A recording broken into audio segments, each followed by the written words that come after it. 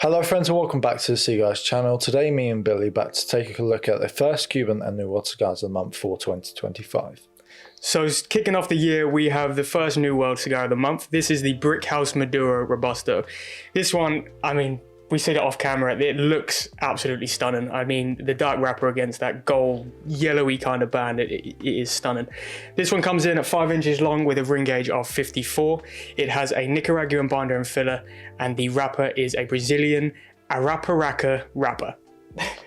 Arapiraca. It's hard to say that. Yeah, it's a difficult one, but yeah, looking forward to it. Great one to start the year off. How about you? Cool. So I have actually picked out one of my favourite Cuban brands. So this is the Bolivar Petit Coronas. This comes in at 5 1/8 of an inch long with a 42 ring gauge. Cuban, of course. And I'm really excited to get into it because, well, I love Bolivar cigars. So couldn't choose better ones to start the year. Exactly, yeah. Should we get them cut and lit? Yeah, let's do it. So we're coming to the second third of these cigars today, and for the Brick House, it has started off quite an interesting cigar. It starts off as a spice bomb. The spice that you feel on your lips, you get a little bit of a tingle. In your palate, it's a little bit of a tingle as well.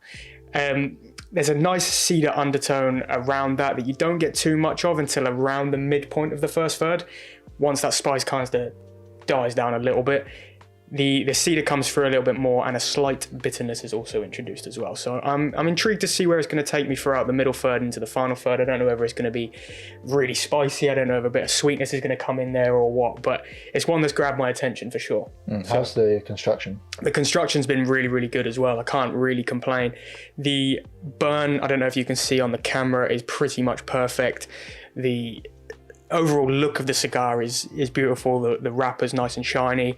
There's no imperfections anywhere, and the draw, if anything, is slightly on the looser side, but I really, that is a bit of a reach. I can't really complain. It's pretty much bang on.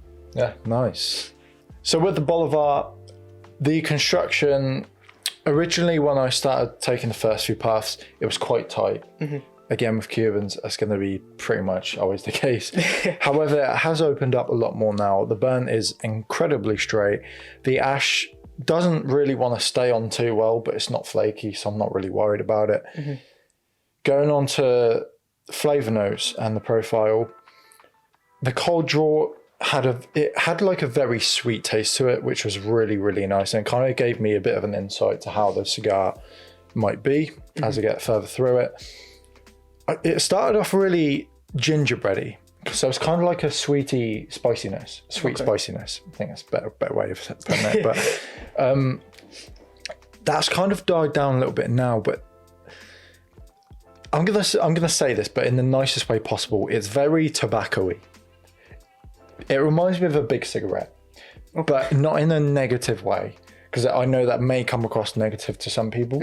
But it just has that standard tobacco taste now.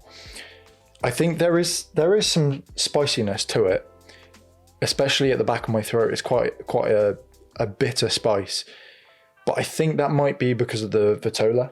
I've had the Bellicoso and the Royal Corona, which are both bigger than the Petite Coronas, and I don't remember getting that with either of those, so I think it might just be the Vitola. So if you prefer maybe more of a mature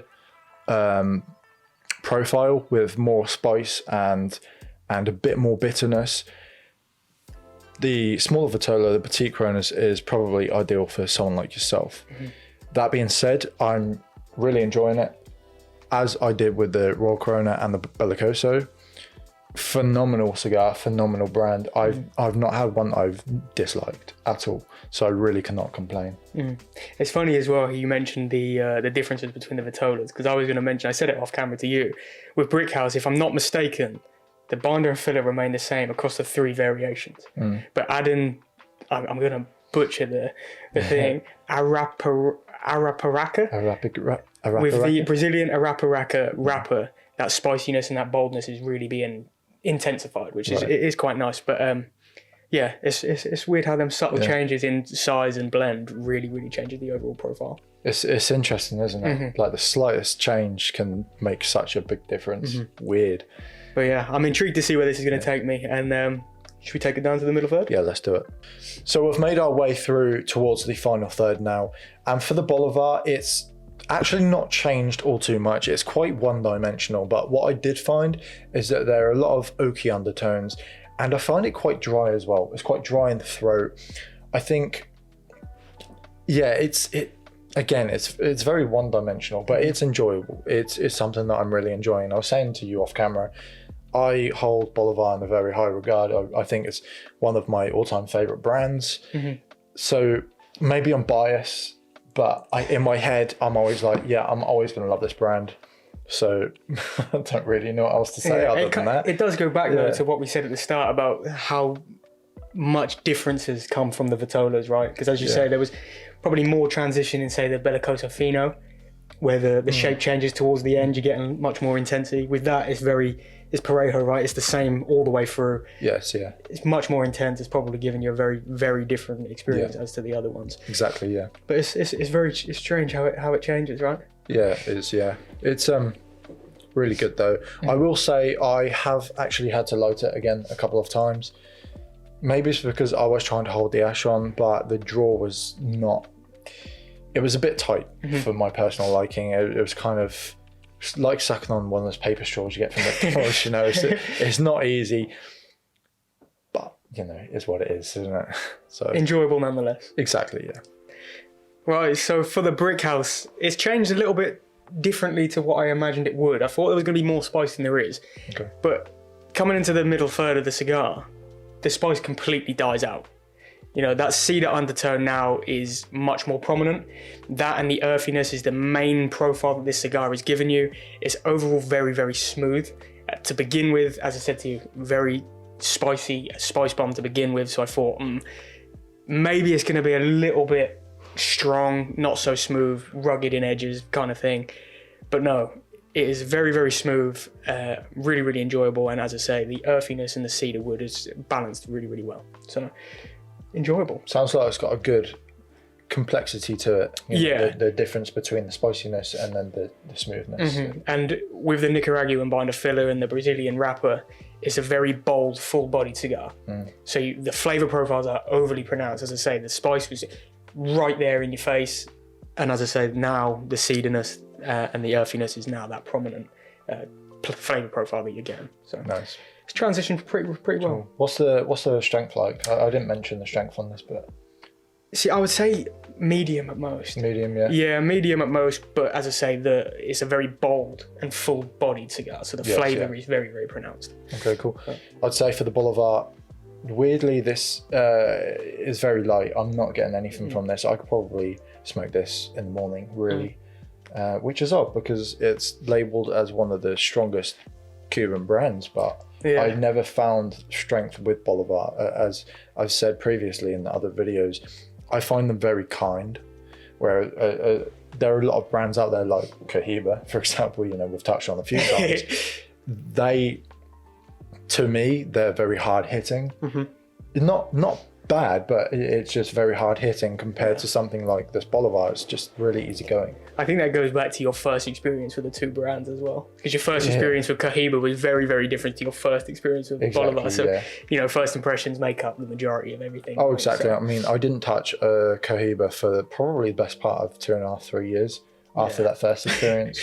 And, you know, I regret that because you should never look at a cigar after one bad experience and just say, never going there again. Yeah. Try different things. Again, you know, try wide before you buy deep. That's what we always say. And yeah, so when I did finally get back to the Cohiba, I had the Cohiba, the Siglo 1. And you really loved that as well. Oh, it's phenomenal. I gave it a 9 out of 10, didn't I? Yeah. So, it's a strange one. But as I say, not always listen to your first impression. Exactly, yeah. But I guess we'll take these down to the nub and we'll catch back with you guys very shortly. So we've come to the closing stage of these cigars today, and for the Brick House, I would say that not much has changed from the middle third of the cigar. I'd say that the overall earthiness and the cedar notes that I experienced in that third of the cigar have stayed pretty prominent. I would say, however, that the only thing that has been introduced is a nice toastiness towards the end of the cigar. I think this has complemented the blend pretty well, to be perfectly honest. It adds a little bit extra depth and rounded off a really, really enjoyable experience today for me. Lovely. And for the Bolivar, it weirdly got more spicy, a little bit more spicy, but I think that's because I'm getting towards the end, so it's a little bit more hot. So those spicy notes are really more prominent. There is something else. I think it's like a vegetal note. It's kind of like that metallic, not really metallic, but like a bright flavour, as you've mentioned previously. Yeah. It sounds weird, but for some people, they relate to that. And if you do, then you'll understand. I think overall, I'm happy with what I've had today. I wouldn't say I'm impressed as comparing it to the previous ones that I've had. Yeah. But I've still enjoyed it nonetheless. And again, like really light in strength, which has surprised me. Yeah, as I say, going to that, I think based on the first few draws of this cigar, I thought, oh, this is going to be heavy. It's going to be a little bit hit and miss, not up to my palate kind of thing. But after that kind of died down and it mellowed out and introduced all these other flavours, I think it mellowed out into something that's really, really, really enjoyable. Couple good picks. Yeah, exactly. So if you guys want to pick up the sampler, you can do so on our website now at cigars.com. It will be called the Cigars of the Month sampler. And I mean, it's always cheaper than getting the cigars separately anyway. So the links will be in the description below. And if you did enjoy the video, please leave a like down below. Subscribe to the channel if you haven't already. Check out our latest podcast, which is coming out on the 12th. That will be just us two, that one. Yeah. So we get into some really good topics like AI and our New Year's resolutions and whatnot. So check it out. And until next time, stay safe and happy herfing. Peace.